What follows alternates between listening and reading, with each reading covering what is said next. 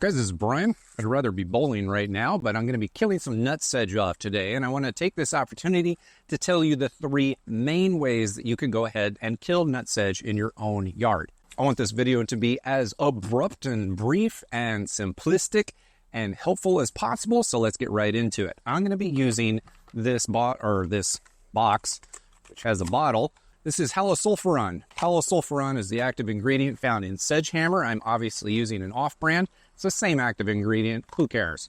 Halosulfuron is what I like to think of as a glyphosate for nutsedge. It really only kills nutsedge. Now, it's going to be attacking a little bit of kalinga, which is very similar to nutsedge. But pretty much if you got yellow or purple nutsedge, halosulfuron is the way to go because you could spray it on virtually anything and it's not going to damage it. So if you've got nutsedge growing in your grass or in a garden bed, I wouldn't put it in a vegetable garden because it's not labeled for, use in a vegetable garden.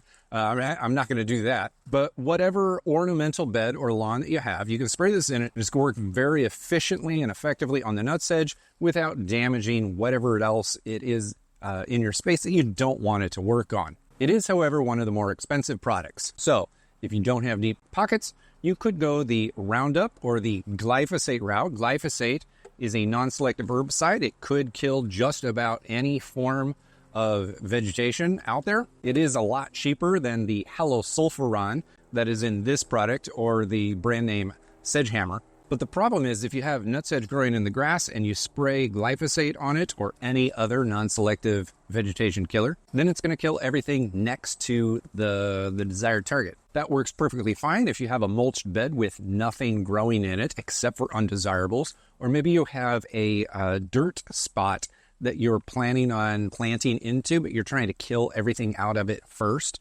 Then certainly that's the cheaper way to go. If you have a lawn and you don't want to spend the money on halosulfuron, then sulfentrazone should be your next option. Sulfentrazone is an herbicide that will kill some broadleaf weeds and nutsedge, and it is safe for use on many, or I would say most grass types, both cool season and warm season grass types. The benefit of using sulfentrazone is that it's also got a small pre-emergent effect on nutsedge. So the nutlets that are deep under the ground, usually in that 4 to 8 inch range under the soil surface, if you're applying sulfentrazone to the lawn, it's going to kill off some of the above ground foliage. The sulfentrazone is going to enter the soil zone and provide a small amount of pre-emergent effect on some of those nutlets that are underground that have yet to put up a shoot. The pre-emergent effect is small, however, so you shouldn't be putting sulfentrazone on the lawn to prevent nutlet sprouting or nutsedge sprouting. But it is kind of one of those minimal side effects that should be noted. Sulfentrazone is not safe for all grass types. It is certainly safe for the majority of grass types. But for instance, if you're running tall fescue, there are a number of varieties of tall fescue that sulfentrazone will damage. Not only that, but it's nowhere near as strong at killing off nutsedge than halosulfuron is. So this product is more expensive, but it's worth the larger expense because it actually works better. Now, across the board, none of these products are going to kill off, not even the glyphosate. None of them are going to kill off an infestation of nutsedge in your lawn or in a garden bed or anywhere with one application. It's just not going to happen. For nearly 100% of you, you're literally going to have to apply any or all of these products multiple times over the course of probably a year or more to fully get good control over a large nutsedge infestation on your property. Here in my lawn, the lawn behind me, I've applied this a few times over the past 15 months or so, and I've gotten it well under control. There's probably something still out there, but I can't identify it right now. Other areas of my lawn, in my property, I've got still significant nutsedge infestation. So today, I'm going to be applying this to those areas. I've actually got a garden bed over there with ornamental plants growing in it. I can literally spray this over the whole area, not caring about the other plants in the garden bed, and it's not going to touch them at all. And that's because the ornamental plants growing there that I want are not sedges. Sedges are not grass, and they're not broadleaf weeds. They're completely different. I want to interject here. Don't worry. I'm going to show you actually what this looks like roughly 2 to 3 weeks from now. You're going to see that at the end of the video. So you got to hold on for that. So when this product goes after sedges, everything else that's not a sedge is going to go unaffected. That's why Sedgehammer or the generic or off-brand versions of halosulfuron are the way to go in most cases if you truly want to get all of the sedges out of your space. Now, I do have some bare dirt that I could put down some glyphosate on. That would be the cheaper method. No matter what, you are going to want to use a non-ionic surfactant in your take mix, whether you're using halosulfuron, glyphosate, or sulfentrazone. Now, this, of course, is a spray bottle, but if I had a concentrate or had to mix it myself, you would still want to use a non-ionic surfactant. That way, when you spray the product on the leaf material of the nutsedge, it can coat the entire leaf, absorb, translocate down into the root system and the nutlets, and slowly start dying off. This is indispensable. You have to buy a non-ionic surfactant if you're going to go after nutsedge. It's such a difficult weed to kill off, even with the strongest products, that if you're not using a surfactant, you're almost wasting your time and your money. I've already got a gallon of water here in my tank sprayer. I'm going to put 0.9 gram scoop of this product into my tank. The scooper that it comes with is 0.9. It's perfect for homeowners because 0.9 grams, this scoop right here of that product in 1 gallon of water sprays 1,000 square feet. It's exact. It's all done for you. You don't really have to do any math off the top of your head. I suppose if you're spraying 4,000 square feet, you would have to multiply by 4 and have 4 gallons. There's some math. There's always some math. Remind your kids, math is important. It's literally all it takes, just like that. Stick that back in there. Stick that back in there. You could measure this out. I rarely do. I just pour some in. Doesn't take much, but you don't want to dribble. Now I'm going to cap it, shake it, and spray it. Here in my side lawn, I've had some nutsedge infestation over the past 12 months. I've nearly eradicated the entire space of it, but there is still some there. Look at that. There it is. There's some there. There's some. There's some. I could continue combing the area. I'll find some left and right. There's some. There's one. It's a whole bunch. If you need help identifying nutsedge, I have a video. I'm going to link to it in the corner up here and down in the description below. Take a look at that video for nutsedge identification. But here, look behind me. This is the main target area for my nutsedge application today. Nearly everything green that you see here is nutsedge. This is the exception. This is milkweed for the butterflies. That's also a milkweed for the butterflies. We got some flowering shrubs growing there, but everything else, probably 95% of everything else that you see here is nutsedge. This is not grass. So if I apply any broadleaf weed killer or grass killer on this area, nothing is going to happen to this stuff.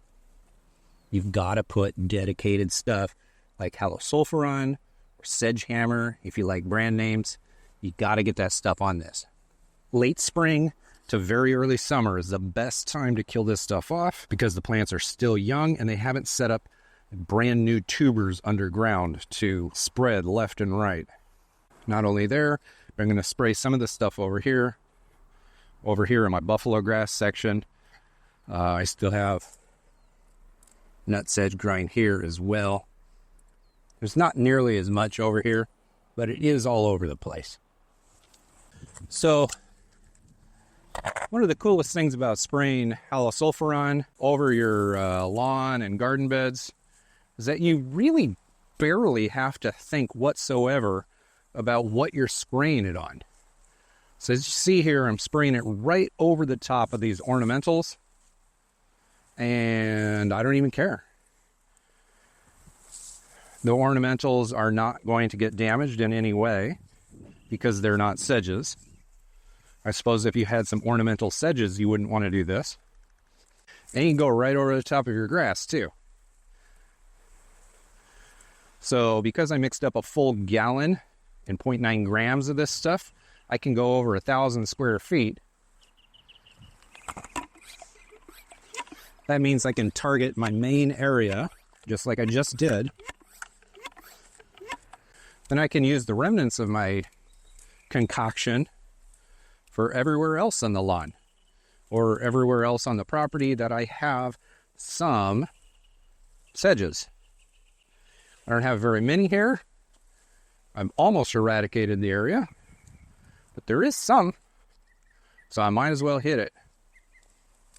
With that being said, I'm going to go around the property and find any other sedges that I can find here in the front yard, the parkway strip in the backyard. I'm going to spray it until I run out of juice. Let's call it juice.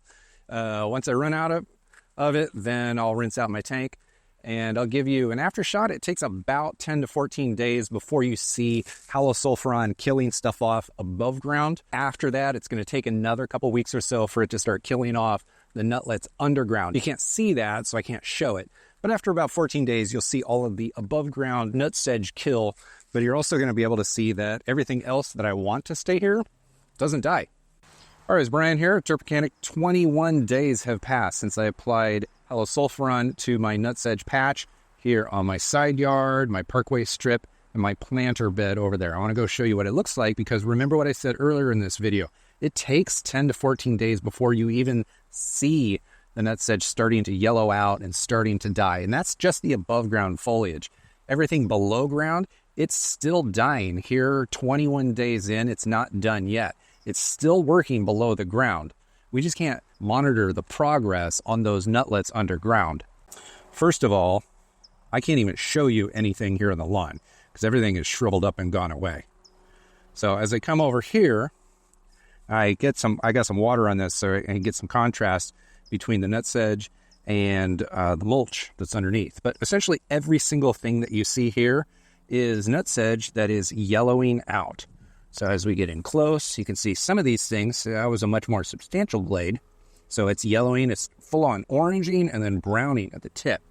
But you see some of the material is still green. And you're going to find this everywhere. This plant right here has orange leaves and green leaves. This thing is fighting the herbicide. That's not nutsedge. That looks like crabgrass. Regardless, as you look through this entire patch, you're going to find my milkweed is fine. My shrubs are fine, even though I sprayed right over the top of everything. But the nutsedge itself is really looking like it's not happy. A lot of this is dying. Not all of it, though. Remember what I said earlier in the video. No matter how strong of material you use, no matter how perfect of an application you put down, even if you use a surfactant, you're literally going to have to hit this over and over and over the course of an entire year. The nutlets underground are substantial. And when we put the poison on the leaves and it sucks it in and takes it down in the nutlets, it is still very difficult to kill off the nutlets underground. So because I've given this a full 3 weeks, I'm going to go ahead and trim off as much of the foliage as I possibly can. Then I'm going to remulch over. Basically, I'm just refreshing my bed. And then I'm going to wait another 2, 3, 4 weeks to see what kind of nutsedge pressure I have returning. I expect 100% some of this to return. And I expect brand new stuff to return, stuff that hadn't sprouted 1 month ago when I sprayed this stuff down, or 3 weeks ago when I sprayed this stuff down in the first place.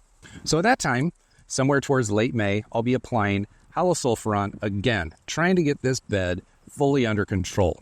Now, most people have no idea what nutsedge actually is. So if you're this deep into the video and you believe you have nutsedge, but you're not 100% certain, then make sure to watch this video up here that I produced last year. This is all about nutsedge identification. Nutsedge is not a grass. It's not a grassy weed. It's not a broadleaf weed. It looks like grass. It looks like grass that grows super fast, but it's very different.